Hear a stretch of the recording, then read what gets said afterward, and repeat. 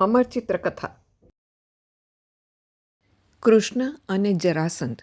સેંકડો વર્ષ પહેલાં મગધ પર બૃદ્રથ નામનો એક દેખાવડો, સંપત્તિવાન તથા શક્તિશાળી રાજા રાજ્ય કરતો હતો. તે કાશીના રાજાની જોડિયા પુત્રીઓને પરણ્યો હતો. બૃદ્રથ બંને રાણીઓને એકસરખી ચાહતો હતો. બંને રાણીઓને પણ રાજા પર એવો જ પ્રેમ હતો. રાજા અપુત્ર હતો. એક દિવસ તે ગંભીરતાથી વિચારતો બેઠો હતો ત્યારે અનુચર આવીને બોલ્યો, મહારાજ, વિખ્યાત ઋષિ ચંડ કૌશિક શહેરમાં પધાર્યા છે. રાજાએ વિચાર કર્યો, મારે તેમને વંદન કરવા જવું જોઈએ. પોતાની સાથે ઘણી ભેટો લઈને રાજા બૃદ્રથ ઋષિના દર્શને ગયો. પછી ઋષિ બોલ્યા, ઓ રાજાધિરાજ, તે મને પ્રસન્ન કર્યો છે. કોઈ એક વરદાન માગી લે. રાજા બોલ્યા, ઋષિજી, વરદાન મારે શા ખપનું? હું રાજપાટ છોડીને વનવાસ જવાની તૈયારીમાં છું. મને કમ ભાગીને એકે પુત્ર નથી. ઋષિએ આંખો બંધ કરી અચાનક, લે, તારી પત્નીને આ ફળ ખાવા આપજે, તેને પુત્ર થશે. બૃદ્રથ કેરી લઈને જતો હતો ત્યારે વિચાર્યું, હું એક રાણીને ફળ આપી બીજીને નારાજ ન કરી શકું. બંનેને અડધું અડધું આપીશ. આમ રાજાએ બંને રાણીઓને કેરી વહેંચી આપી. પણ રાણીઓને પ્રસવ થયો ત્યારે બંને અડધા અડધા બાળકને જન્મ આપ્યો. અરે, આના કરતાં તો તને એકલીને આખું ફળ ખાવા આપી દીધું હોત તો સારું થાત. ના બેન, મારે જ તને આખું ફળ આપવું જોઈતું હતું, બીજી રાણી બોલી. હવે તો બહુ મોડું થઈ ગયું. આપણે આ બે અડધિયાનું શું કરીશું? બીજું શું કરાય? તેમને ક્યાંક તજી દેવા જોઈએ. તેથી દાયણોએ એ બે અડધિયા લઈ જઈને રાણીના મહેલની પાછળના વાડામાં ફેંકી દીધા. થોડા સમય પછી જરા નામની એક માનવભક્ષી રાક્ષસી વાડામાં જઈ પહોંચી. માનવ માંસ, મને માનવ માંસની વાસ આવી. વાસનું પગેરું કાઢતી તે પેલા બે અડધિયા પાસે પહોંચી. અરે, એક શરીરના બે ફાળચા? હું બે અડધિયા જોડી દઉં, જેથી એક શરીર ઊંચકી જવું વધારે ફાવે. તેણે બે અડધિયા જોડ્યા કે તરત એ બાળકમાં જીવ આવ્યો. તે રડ્યું, વાં વાં. બાળકના રડવાનો અવાજ સાંભળીને રાજા, રાણી, દાયણો, ચાકરો સૌ બહાર દોડી આવ્યા. આ તો પેલો પુત્રને ઝંખતો સદ્ગુણી રાજા. હું તેને તેનું બાળક પાછું સોંપી દઉં. તેઓ જરા પાસે પહોંચ્યા. હે રાજા, મેં જરાએ તારા બાળકને તારે માટે બચાવી લીધો છે. રાજા બોલ્યા, ભલી બાઈ, તે જ બે અડધિયાને જોડીને સંપૂર્ણ બાળક બનાવ્યો છે, તેથી તેનું નામ તારા નામ પરથી જરાસંધ રાખીશું. જરાસંધ કિશોર અને બળવાન થયો ત્યારે ઋષિ મગધ આવ્યા. પૂજ્ય ઋષિજી, આપે વરદાનથી આપેલો તે જ આ પુત્ર જરાસંધ. ઋષિ જરાસંધને જોઈ રાજી થયા. રાજાને કહે, તારો પુત્ર રાજાધિરાજ થશે. તેના માર્ગમાં આડે આવનાર સૌનો નાશ થશે, કારણ કે કોઈ રાજા વીરતામાં તેની બરાબરી નહીં કરી શકે. એ સાંભળી ખૂબ આનંદ પામેલા બૃદ્રથે પુત્રને કહ્યું, જરાસંધ, હું નિવૃત્ત થઈ તારી માતાઓ સાથે વનવાસ જાઉં છું. હવે તારે જ મગધ પર રાજ કરવાનું છે. જરાસંધે ગાદીએ આવીને આસપાસના વિસ્તારોના લગભગ બધા રાજાઓને જીતી લઈ તેમને પોતાના ખંડિયા બનાવ્યા. કંસ, મથુરાના રાજા ઉગ્રસેનનો પુત્ર. કંસ સાથે મારી પુત્રીઓ અસ્તિ અને પ્રાપ્તિના લગ્ન થતાં યાદવો પણ મારા સાથી બની રહેશે. પણ કંસ દુષ્ટ રાજા હતો. તેણે પિતાને ગાદી પરથી હાંકી કાઢી પ્રજાને પીડવા માંડી. બળવાન જરાસંધ મારા સસરા છે, પછી મારે કોઈથી ડરવાનું ન હોય. મારા ભાણેજ કૃષ્ણ સિવાય હું કોઈથી ડરતો નથી. કૃષ્ણનો જન્મ થયો તે પહેલાં એવી આગાહી થઈ હતી કે દુષ્ટ કંસનો એ વધ કરશે. દૈવ અને દેવોએ મારી સામે કાવતરું કરી કૃષ્ણને પૂરો કરવાના મારા પ્રયાસો નિષ્ફળ બનાવ્યા હતા. પોતાના ભાઈ બલરામ સાથે વૃંદાવનના ગોપાલો સાથે તે રહે છે. હું તેને મથુરા બોલાવીને મારી નખાવીશ. પણ નિયત સમયે ઉલટો કંસ પોતે જ કૃષ્ણને હાથે માર્યો ગયો. ઉગ્રસેનને ફરી ગાદી સોંપાઈ. આખું મથુરા આનંદ મનાવતું હતું ત્યારે મગધમાં પોતાની વિધવા પુત્રીઓને જોતા જરાસંધનો પિત્તો ગયો. બેટા, રડો નહીં, હું તમારા પતિના મોતનો બદલો જરૂર લઈશ. તેણે પોતાના સેનાપતિને કહ્યું, આપણા સાથીઓને જાણ કરો, લશ્કર સાબદા કરો. હું એ નીચ યાદવ કૃષ્ણનું અને તેની આખી જાતિનું પૃથ્વી પરથી નિકંદન કાઢી નાખીશ. થોડા દિવસ પછી કૃષ્ણના મોટા ભાઈ બલરામ તેમની પાસે આવ્યા. જરાસંધ અને તેના સાથીઓએ શહેરને ઘેરી લીધું છે. એ તો ધાર્યું જ હતું. ચાલો બહાર જઈને દુશ્મનના લશ્કરની તાકાતનો અંદાજ કાઢીએ. તેઓ દુશ્મનની તાકાતનું માપ કાઢતા હતા તેટલામાં અચાનક આકાશમાંથી 2 રથ અને તેમની પાછળ દૈવી શસ્ત્રો ઉતરી પડ્યા. જો બલરામ, રથ, બખ્તરો અને શસ્ત્રો. જલ્દી કરો, આપણા સાથીદારોને લઈ જઈ આપણી જાતિને ઉગારી લઈએ. તેઓ પેલા દૈવી રથમાં રવાના થયા. પાછળ તેમનું નાનું લશ્કર હતું. હું જરાસંધ સિવાય બધાને પૂરા કરી નાખીશ. જરાસંધ બીજા સાથીઓ સાથે પાછો આવશે ત્યારે તે બધાને પણ આપણે ખતમ કરીશું. બંને ભાઈઓએ જરાસંધનો સામનો કર્યો. કૃષ્ણે યુદ્ધ શરૂ કરવા રાજાને પડકારતો શંખ ફૂંક્યો. તમારે ખરેખર લડવું છે? મારા તીર તમને સીધા સ્વર્ગમાં. બહાદુરો બણગા નથી ફૂંકતા, પણ લડીને પોતાનું પાણી બતાવે છે. પછી કશું બોલ્યા વિના જરાસંધ અને તેના વિશાળ લશ્કરે યુદ્ધ આદર્યું.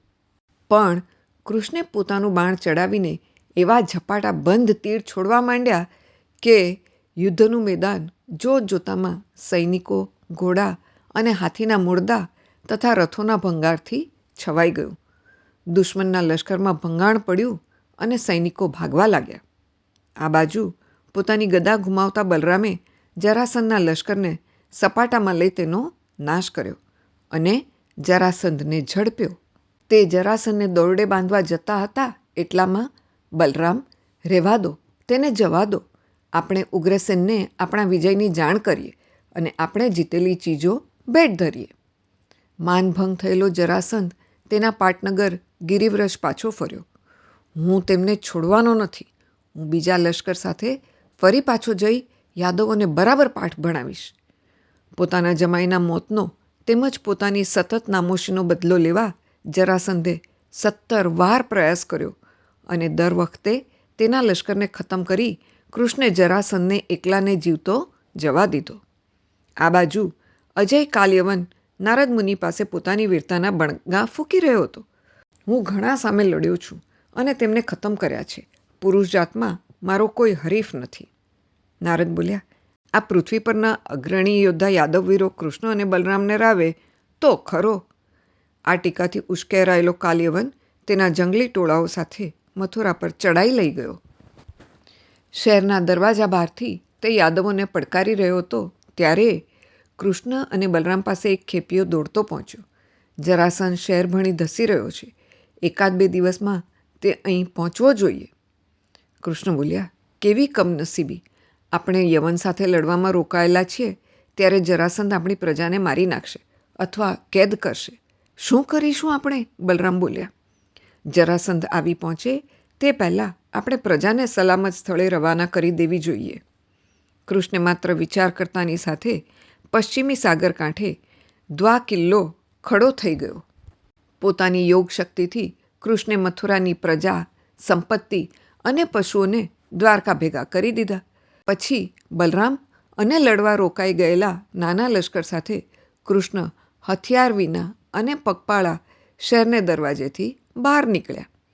બલરામ અને તેનું લશ્કર યવન ધાડા સામે ઝઝૂમી રહ્યા હતા ત્યારે પોતાનું દૈવી સ્વરૂપ ધારણ કરી કૃષ્ણ કાલ્યવનની સામા ગયા. અહીં યાદ રાખવું, કૃષ્ણ વિષ્ણુનો અવતાર હતા. કાલ્યવને વિચાર્યું, નારદે વર્ણવેલો તે આ જ યાદવ. હું પણ રથ પરથી ઉતરીને વગર હથિયારે તેનો સામનો કરીશ. હથિયાર હેઠા મૂકી રથ પરથી ઉતરી કાલ્યવન આગળ ધસ્યો, પણ તે કૃષ્ણને પકડવા ગયો એટલામાં અચાનક પીઠ ફેરવી કૃષ્ણે અને ચાલવા માંડ્યું. અલ્યા યાદવ, ભાગ નહીં, તારા જેવા વીરને એ છાજતું નથી. એ બાયલા યાદવ, હું તને હમણાં પકડી પાડીશ અને માનવોમાં બિનહરીફ રહીશ. પછી તેણે ઝડપથી ચાલવા માંડ્યું. કૃષ્ણ હમણાં પકડાઈ જશે એમ લાગતા તે ઝડપથી આગળ વધ્યો, પણ તેના હાથમાં કશું આવ્યું નહીં. ઘણા જોજન ચાલ્યા પછી મુચુકુંદ ઋષિની પર્વતી ગુફાએ પહોંચ્યા. હવે તું નહીં છટકી શકે. અંધારામાં ફાંફા મારતો યવન કૃષ્ણની પાછળ પાછળ ગયો. અલ્યા યાદવ બહાદુર, તારું મોં તો બતાવ. ધીમે ધીમે યવન અંધારાથી ટેવાયો. તેણે ગુફાને એક ખૂણે એક માણસને ઊંઘતો જોયો. આ રહ્યો તો આ બાયલો આટલો નબળો પણ છે, મને આટલે દૂર દોરી લાવી. થાક લાગતા પોતે ઢળી પડ્યો. ઊંઘતી વ્યક્તિને ભૂલથી કૃષ્ણ માની તેણે લાત મારી. ચાલ ઊભો થા અને લડ મારી સાથે. ઊંઘતી વ્યક્તિએ બેઠા થઈ ધીમેથી આંખ ઉઘાડી. મુચુકુંદની ઊંઘમાં ખલેલ પાડનારો કોણ છે? ગુનેગારની શોધમાં ચારે તરફ નજર ફેરવતા તેની જલતી નજરે કાલ્યવન દેખાયો. મુચુકુંદ એકે ટશે જોતો રહ્યો અને કાલ્યવન અગ્નિમાં ભરખાઈ ગયો. માત્ર તેના થોડા અવશેષ રહી ગયા. આ બાજુ બલરામ યવનોના ધાડા સામે માંડ માંડ ટકી રહ્યા હતા. તેમણે બચવાની આશા છોડી દીધી હતી ત્યાં વાહ! કૃષ્ણ! કૃષ્ણ આવી પહોંચ્યા. અફસોસ, યાદવ એકલો પાછો ફરે છે. આપણા રાજા માર્યા ગયા. પછી બંને ભાઈઓએ મળીને આખા લશ્કરને સાફ કરી નાખ્યું.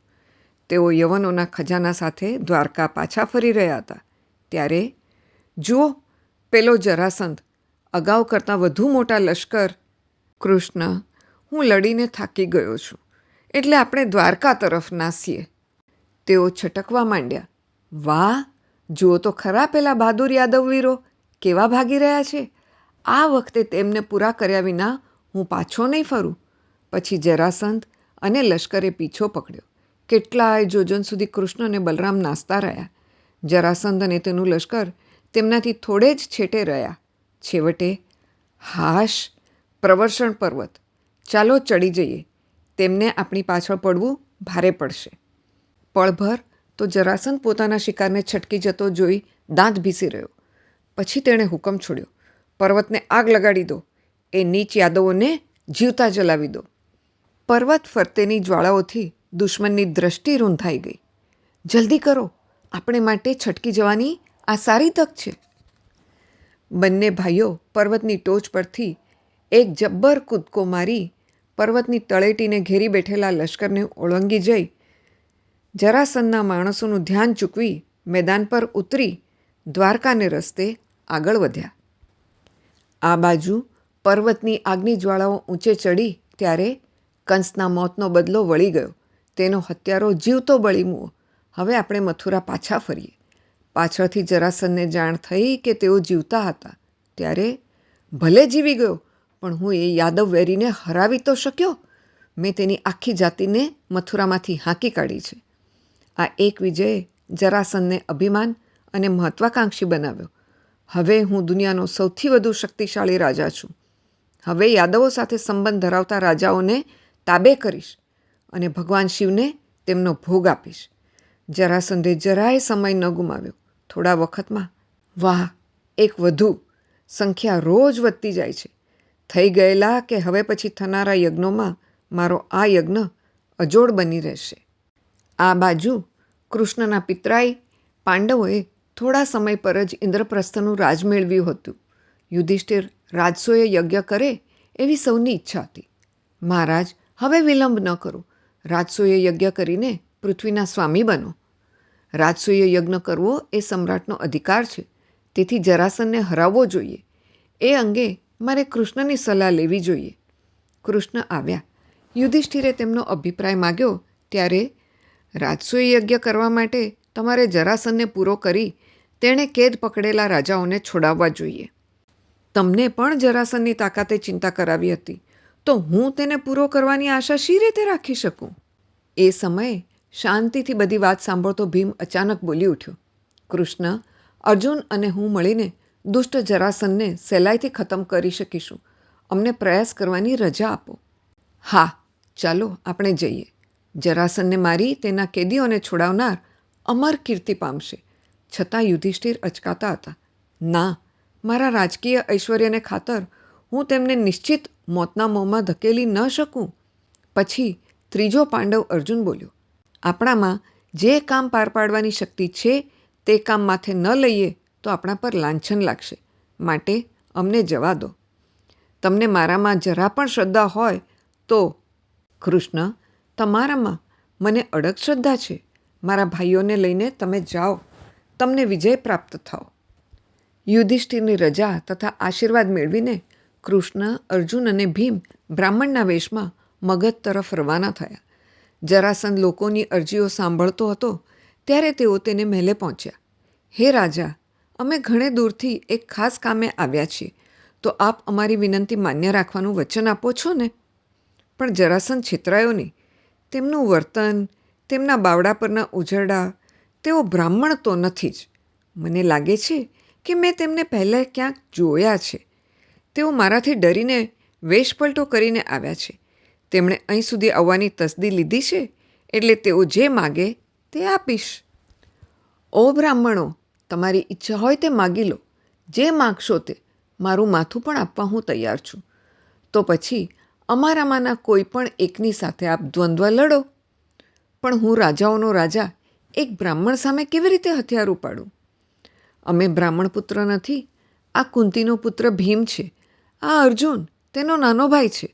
હું કૃષ્ણ છું, તેમનો પિતરાઈ, અને તમારો કટ્ટર દુશ્મન. જરાસંધ તિરસ્કારભર્યું હસ્યો.